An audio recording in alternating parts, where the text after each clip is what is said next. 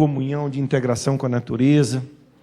E aqui tem uma coisa interessante. Na cultura judaica, para o povo da Bíblia, tinha a ideia de que os mortos ficavam num lugar chamado Sheol. Os mortos morriam e ficavam debaixo da terra, ali num lugarzinho que não era nem bom nem ruim. No Antigo Testamento vocês encontram isso. Desce ao Sheol, aquela visão de que o morto ficava num lugar que não era bom nem ruim. Depois, devagarzinho, foi crescendo neles a crença de que tinha alguma coisa para depois da morte.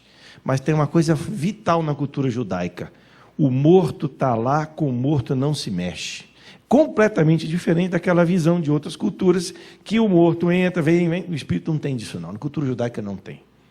Nós cristãos herdamos essa perspectiva do judaísmo, né? O mundo dos mortos é um mundo diferente do nosso, não é? Não tem essa ligação de mundo de vivo dos mortos. E é uma coisa interessante, aqui a gente entende uma coisa que é muito comum na visão protestante.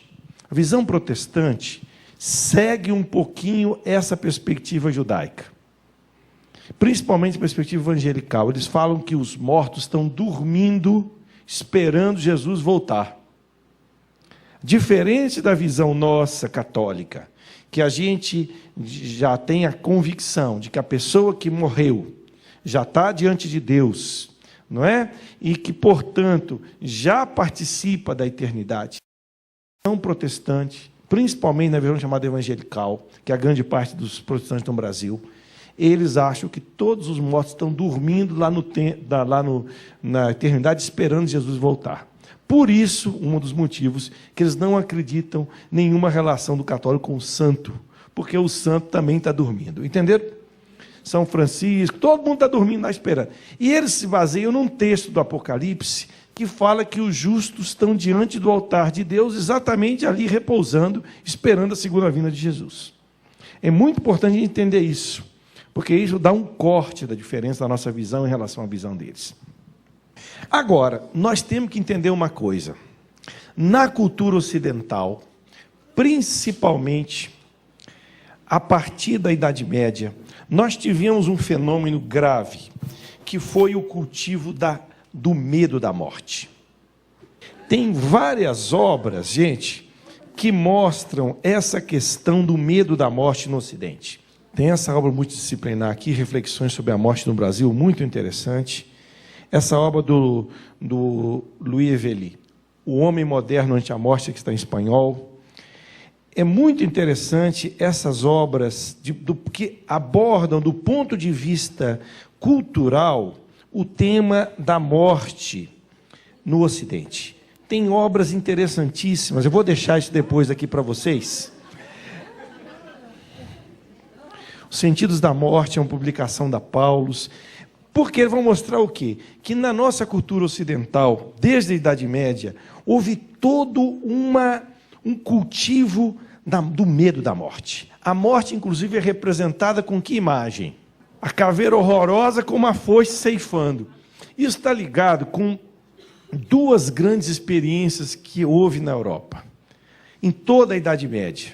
A experiência da peste, né?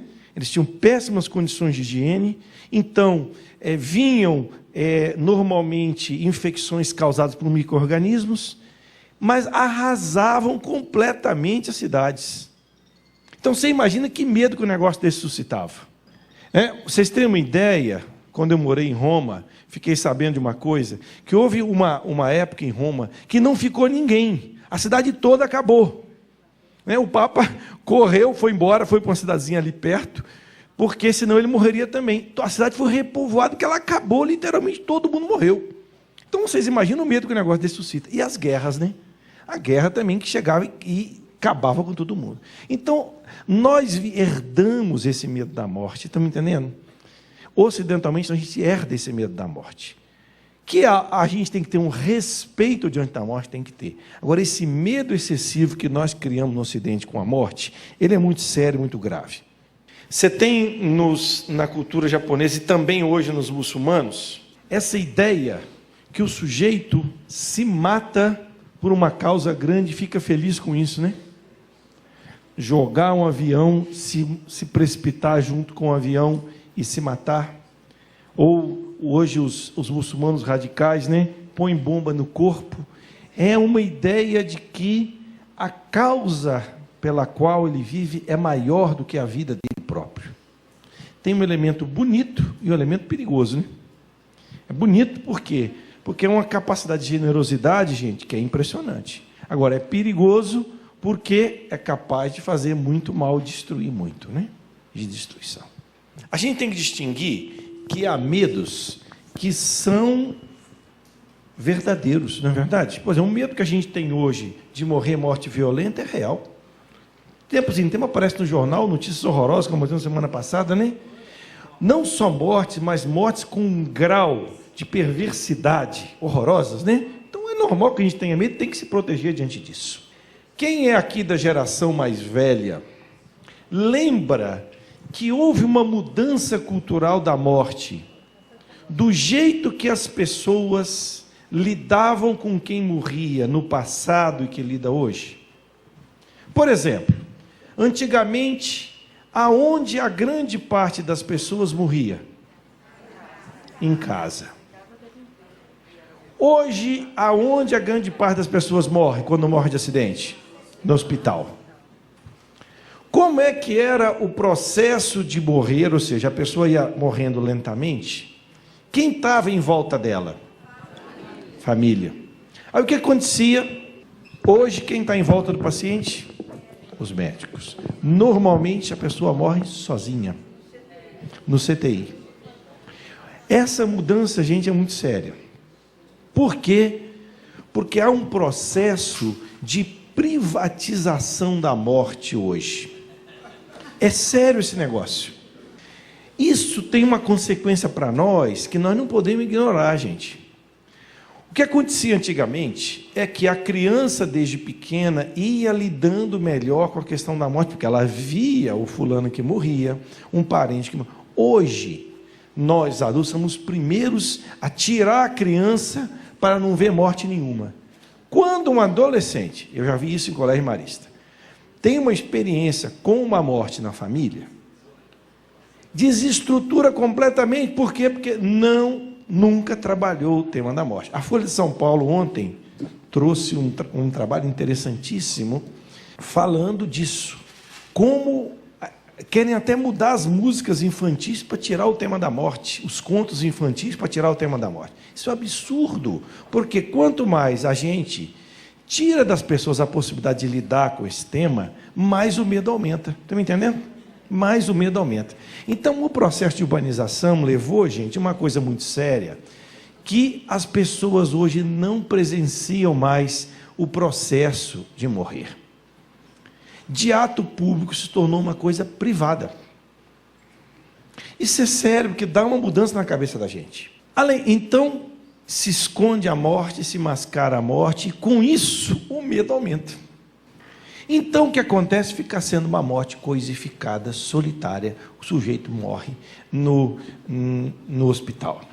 Interessante, eu tenho 2 irmãos médicos, aliás, 3. E quando meu pai, com 80 e poucos anos, já tinha uma crise pulmonar gravíssima, e meu pai foi piorando, foi perdendo mesmo, o processo circulatório dele foi piorando, em casa. O meu irmão, que é cardiologista e trabalha também com geriatria, foi atender o meu pai e ele falou: eu não vou entubar o meu pai, não vou levar ele para o hospital, que vai ser um sofrimento horroroso, não vou levar. Então foi uma opção que ele fez, falou com a minha mãe, falou: não. Para quê? Para prolongar a vida artificialmente? Não. Então meu pai morreu em casa por uma opção do meu irmão médico, conversando com a minha mãe, com meu pai também, falou: não adianta, vai levar para o hospital para quê? Então, o que acontece é um processo de morte coisificada e solitária, e aí continua esse substrato. E o mais sério ainda agora é o processo depois que a pessoa morre. Antigamente, a pessoa morria, se fazia o velório em casa. Hoje, até por questões de saúde e comodidade, não se faz mais em casa. Se faz aonde? E está longe o cemitério, não é verdade?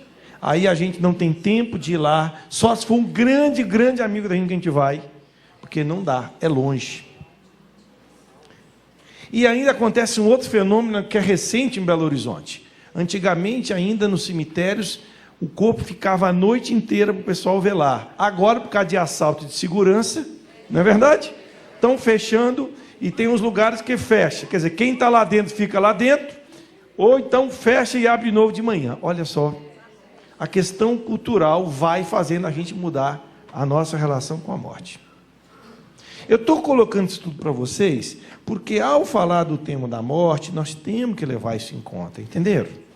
A gente tem que levar isso em conta, porque isso vai nos influenciar, vai influenciar a nossa postura diante do tema da morte. O que a gente chama hoje de morte vital é essa perda irreversível das funções vitais, que não dá para voltar mais à vida.